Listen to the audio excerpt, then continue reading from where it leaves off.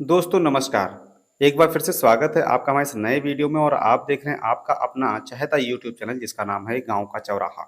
तो दोस्तों देखिए आपके सामने जो एक बहुत बड़ी समस्या आ रही है और अगर आपने अपना पीएम किसान सम्मान निधि में रजिस्ट्रेशन करवा लिया है या फिर आपका पहले से था या आपने अभी नया करवाया हुआ है और वहाँ पर जब आप अपना रजिस्ट्रेशन करवाते हैं तो बहुत सारी समस्याएं आती हैं। उसमें से जो सबसे बड़ी समस्या है वो है लैंड डिटेल्स नॉट रजिस्टर्ड वाली जो समस्या है। जैसा कि आपने हमारे थंबनेल को पहले ही देखा है कि आज हम बात करने वाले हैं लैंड रजिस्ट्रेशन की जो दिक्कत है वो क्या है, क्योंकि यहाँ पे बहुत सारे लोगों ने अपना फॉर्म भरवाया है और वहाँ पर अब जो है दिक्कत ये आ रही है कि उनका फॉर्म रिजेक्ट भी हो रहा है और वहाँ पे लिख के आ रहा है लैंड डिटेल्स नॉट रजिस्टर्ड।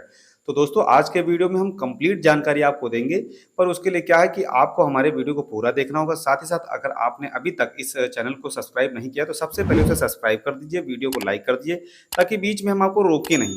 ठीक है, देखिए हम आपके लिए बहुत ही ज़बरदस्त इस वीडियो में इन्फॉर्मेशन लेके आए हुए हैं, तो आप बिना सब्सक्राइब और बिना लाइक किए मत रहिएगा दोस्तों। चलिए शुरू करते हैं अपने वीडियो को और आपको बताते हैं कि जो ये पीएम किसान सम्मान निधि में जो प्रॉब्लम्स हैं वो हैं क्या।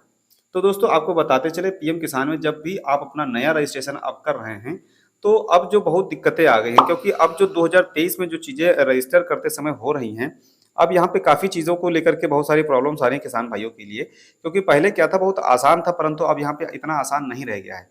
जैसा कि यहाँ पे राशन कार्ड संख्या देना और एक राशन कार्ड पे केवल एक ही सदस्य को जो है वैलिडेट किया जा रहा है। इसके अलावा जो आपका लैंड रजिस्ट्रेशन करते समय जो भूमि का सत्यापन वगैरह है उसको लेकर के काफ़ी दिक्कतें हो रही हैं। आपको बताते चले जब भी आप अपना रजिस्ट्रेशन करते हैं तो उससे पहले आपको चाहिए होता है एक भूमि का आईडी।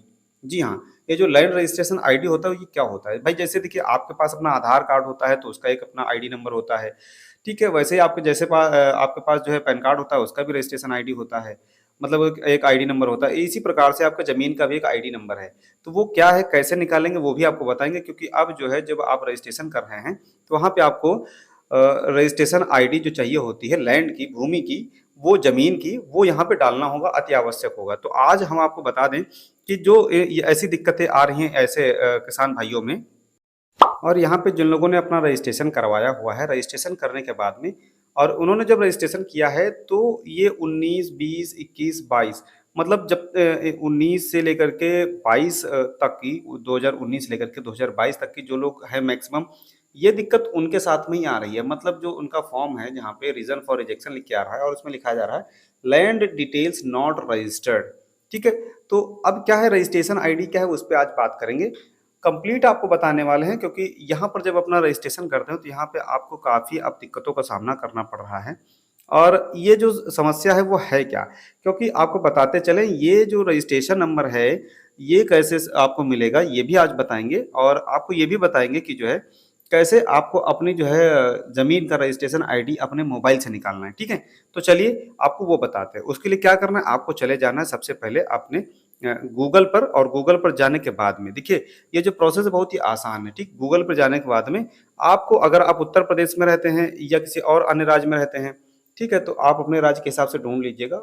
बाकी हम आपको यहाँ पे उत्तर प्रदेश के बारे में बता रहे हैं क्योंकि हमको इसके बारे में ज़्यादा जानकारी है। तो यहाँ पे जो भूलेख होता है, जमीन से संबंधित कागजात होते हैं, वो जो है आपको ढूंढने होंगे।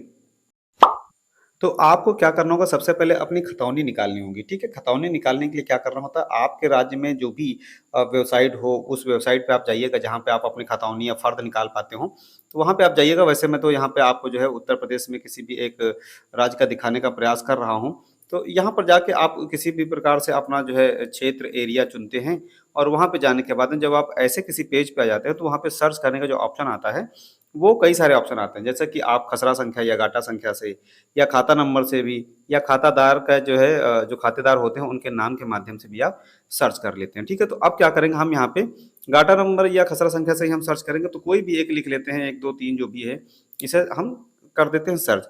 ठीक, अब जो यहाँ पे आपको थोड़ा सा जूम करके हम दिखाना चाहेंगे, यहाँ पर आप देख पा रहे होंगे, यहाँ पे जो 12 नंबर लिखा हुआ है ये तो खसरा संख्या हो जाता है या गाटा संख्या हो जाता है, परंतु जो इसके बाद में 12 डॉट डॉट करके है, उसके बाद में जो लिखा हुआ है 16, 58, 18, 00, 12, फिर जो है 4 बार 0, फिर 51, यही आपकी रजिस्ट्रेशन आईडी है। ये जो है सिस्टम में कभी चेंज नहीं होती है। मतलब ज़मीन की जो रजिस्ट्रेशन आईडी है, ये कभी चेंज नहीं होती। बाकी चीज़ें आपकी चेंज होती रहती है समय-समय पे, खाता संख्या, खसरा संख्या, गाटा संख्या, ये मेबी हो सकता है मतलब चेंज भी हो जाएँ, पर ये चीज़ जो आपकी है रजिस्ट्रेशन आईडी, ये कभी चेंज नहीं होती है। ये आपको जो है निकालनी होंगी, परंतु है क्या कि ये कैसे मिलेगी? ये भी बहुत ज़रूरी चीज़ है। तो आपको हम बता दें कि इसको प्राप्त करने के लिए सबसे पहली बात ये है कि करना क्या होगा? आपको सबसे पहले तो जाना होगा, और अगर आपने पहले से रजिस्ट्रेशन करवाया हुआ है और आपका फॉर्म रिजेक्ट हो गया है, तो आपको क्या करना होगा? उसके लिए क्या करना है?